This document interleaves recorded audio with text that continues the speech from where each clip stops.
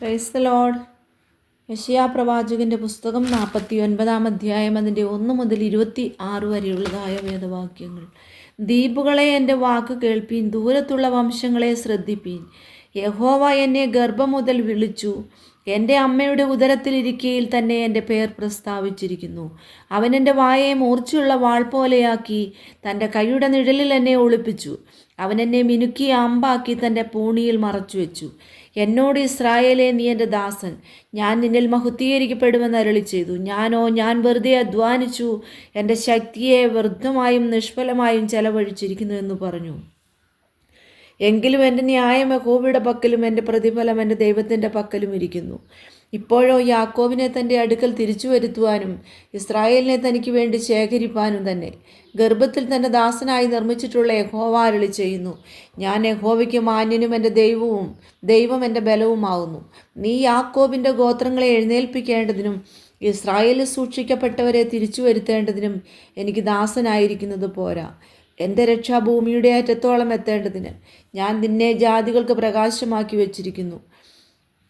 വെച്ചുമിരിക്കുന്നു എന്ന് അവൻ അരുളി ചെയ്യുന്നു. ഇസ്രായേലിൻ്റെ വീണ്ടെടുപ്പുകാരനും അവൻ്റെ പരിശുദ്ധനുമായ യഹോവ സർവ്വനിന്ദിതനും ജാതിക്ക് വെറുപ്പുള്ളവനും അധിപതികളുടെ ദാസനുമായവനോട് ഇപ്രകാരം അരുളി ചെയ്യുന്നു.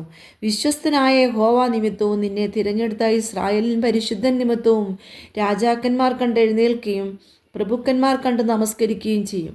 യഹോവ ഇപ്രകാരം അരുളി ചെയ്യുന്നു. പ്രസാദകാലത്ത് ഞാൻ നിനക്ക് ഉത്തരമരുളി, രക്ഷാദിവസത്തിൽ ഞാൻ നിന്നെ സഹായിച്ചു.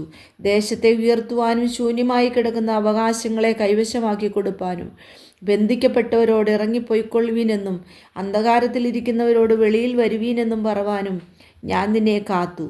നിന്നെ ജനത്തിൻ്റെ നിയമമാക്കി വെച്ചിരിക്കുന്നു.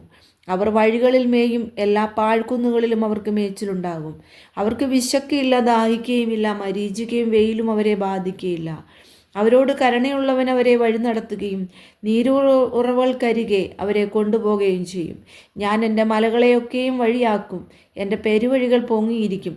ഇതാ, ഇവർ ദൂരത്തു നിന്നും, ഇവർ വടക്കു നിന്നും, പടിഞ്ഞാറ് നിന്നും, ഇവർ സീനീം ദേശത്തു നിന്നും വരുന്നു. ആകാശമേ ഘോഷിച്ചുല്ലസിക്ക, ഭൂമിയെ ആനന്ദിക്ക, പർവ്വതങ്ങളെ പൊട്ടി ആർക്കുവീൻ.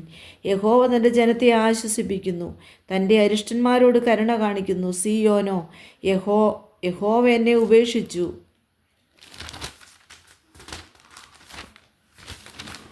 കർത്താവ് മറന്നു കളഞ്ഞു എന്ന് പറയുന്നു. ഒരു സ്ത്രീ തൻ്റെ കുഞ്ഞിനെ മറക്കുമോ? താൻ പ്രസവിച്ച മകനോട് കരുണ തോന്നാതിരിക്കുമോ? അവർ മറന്നു കളഞ്ഞാലും ഞാൻ നിന്നെ മറക്കുകയില്ല. ഇതാ, ഞാൻ നിന്നെ എൻ്റെ ഉള്ളം കയ്യിൽ വരച്ചിരിക്കുന്നു. നിന്റെ മതിലുകൾ എല്ലായ്പ്പോഴും എൻ്റെ മുമ്പിൽ ഇരിക്കുന്നു. നിന്റെ മക്കൾ ബന്ധപ്പെട്ടു വരുന്നു. നിന്നെ നശിപ്പിച്ചവരും ശൂന്യമാക്കിയവരും നിന്നെ വിട്ടുപോകുന്നു. തലപൊക്കി ചുറ്റും നോക്കുക, ഇവർ എല്ലാവരും നിന്റെ അടുക്കൽ വന്നു കൂടുന്നു. എന്നാണ് നീ അവരെയൊക്കെയും ആഭരണം പോലെ അണിയുകയും ഒരു മണവാട്ടി എന്ന പോലെ അവരെ അരക്കി കെട്ടുകയും ചെയ്യും എന്ന് യഹോവ അരുളി ചെയ്യുന്നു. നിന്റെ ശൂന്യസ്ഥലങ്ങളും പാഴ്വിടങ്ങളും നാശം ഭവിച്ച ദേശവും ഇപ്പോൾ നിവാസികൾക്ക് പോരാതെ വരും.